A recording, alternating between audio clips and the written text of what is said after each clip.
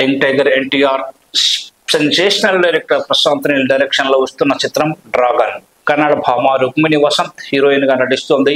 టాలీవుడ్ బడా నిర్మాణ సంస్థ మైత్రి మూవీస్, ఎన్టీఆర్ ఆర్ట్స్ సంయుక్తంగా నిర్మిస్తున్నాయి. దేవరావటి బ్లాక్ బాస్టర్ తర్వాత వస్తున్న సినిమా కావడంతో ఫ్యాన్స్ భారీ అంచనాలు అయితే పెట్టుకున్నారు. గత నెల 22న యంగ్ టైగర్ డ్రాగన్ సెట్ లో అడుగు పెట్టాడు.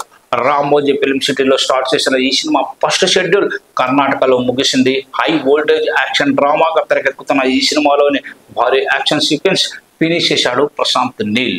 ఈ ఫైట్ సినిమాకి హైలైట్ గా నిలుస్తాయట. కొద్ది రోజులు షూటింగ్ గ్యాప్ తర్వాత సెకండ్ షెడ్యూల్ ప్లాన్ చేస్తున్నారు మేకర్స్.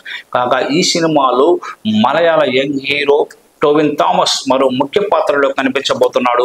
మరోవైపు ఈ సినిమా రైట్స్ కోసం భారీ డిమాండ్ అయితే ఏర్పడింది. ఇప్పటికే ఓవర్సీస్ రైట్స్ ని ఒక ప్రముఖ డిస్ట్రిబ్యూటర్ 50 కోట్లకు కొనుగోలు చేసేందుకు రెడీ అయ్యాడు.